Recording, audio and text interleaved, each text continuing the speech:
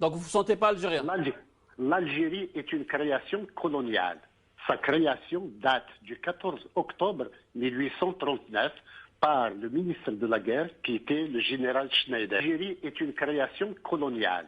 Sa création date du 14 octobre 1839 par le ministre de la guerre qui était le général Schneider.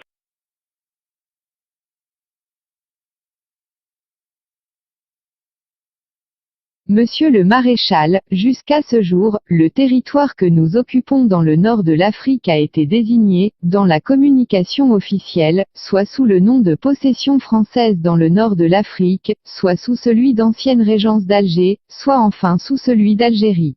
Cette dernière dénomination plus courte, plus simple et en même temps plus précise que toutes les autres, m'a semblé devoir dorénavant prévaloir. Elle se trouve d'ailleurs déjà consacrée par une application constante dans les documents distribués aux chambres législatives et dans plusieurs discours du trône. Je vous invite en conséquence à prescrire les mesures nécessaires pour que les diverses autorités, et généralement tous les agents qui, à un titre quelconque se rattachant au service civil ou militaire de notre colonie, aussi dans leur correspondance officielle, et dans leurs actes ou certificats quelconques qu'ils peuvent être amenés à délivrer, à substituer le mot Algérie aux dénominations précédemment en usage.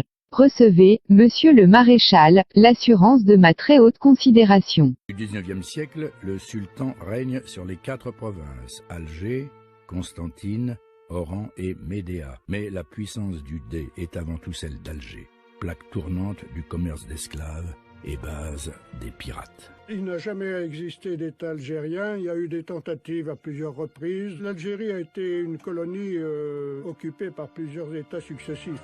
En 1830, un différend financier entre Paris et le Dey d'Alger se transforme en incident diplomatique. Et la France en profite pour intervenir, avec le soutien tacite de ses voisins, qui veulent mettre un terme à la piraterie qui sévissait en Méditerranée.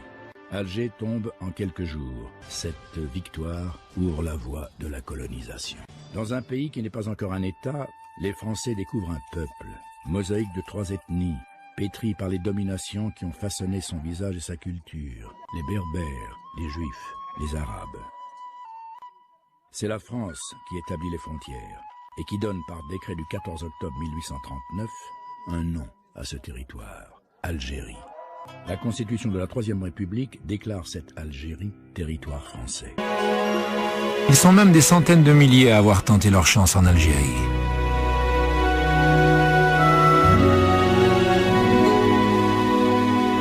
Les premiers à s'être installés sont les Français de métropole.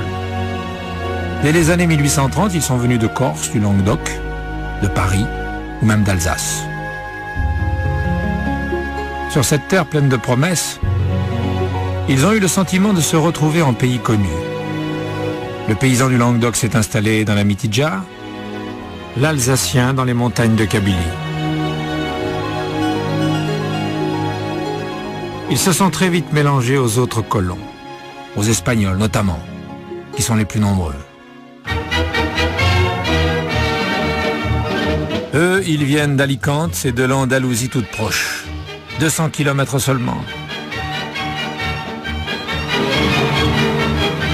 Souvent poussés par la misère, ils se sont installés dans la région d'Oran, au point qu'ici, plus d'1 habitant sur 2 est d'origine espagnole.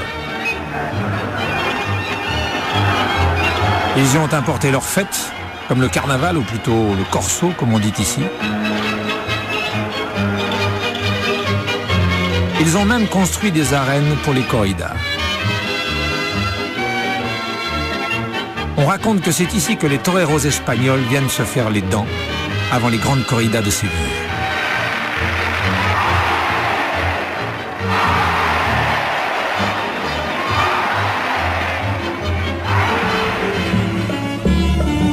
Les Italiens sont presque aussi nombreux que les Espagnols.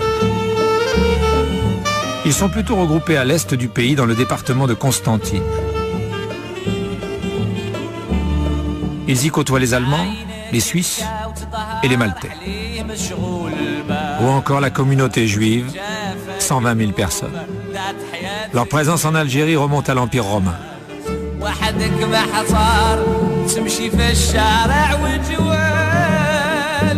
Un drôle de mélange, unique en son genre.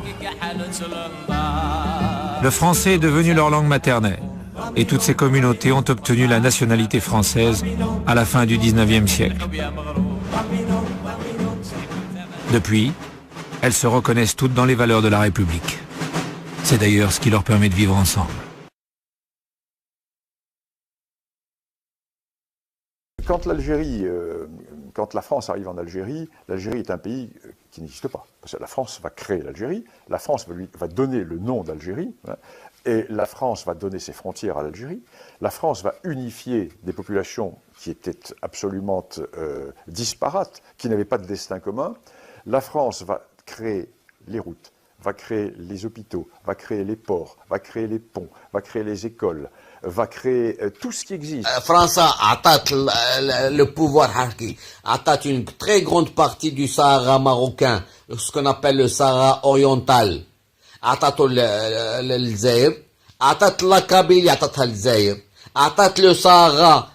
منه واحد الطرف منه اللي ماشي ديالها ديال الطرف ديال النيجر والطرف ديال مالي عطاتو الجزائر parce que la France pensait qu'elle allait rester en Algérie. Les mémoires collectives et les mémoires historiques, car l'histoire, le parcours historique du Maroc, par exemple, qui a un État qui subsiste dans sa continuité depuis 789, l'arrivée des Idrissides au pouvoir au Maroc, jusqu'à maintenant, la monarchie marocaine est le plus vieil État du monde. Alors qu'à côté, l'Algérie n'a pas une telle continuité de l'État. Il y a eu des États éphémères sur le territoire algérien qui ont duré peu de temps, et puis il y a des dynasties qui succèdent, etc. On ne peut pas désigner un État avec la continuité que nous avons au Maroc.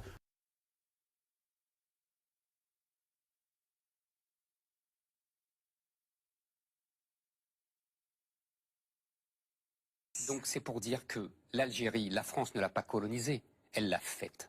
Elle l'a fondée, elle n'existait pas avant. Cette terre n'était qu'une terre colonisée par tout le monde. Colonisée par les Romains, colonisée par les Arabes, colonisée par les Turcs. Et c'était rien, c'était un désert. La France a fait l'Algérie, elle a même donné son nom.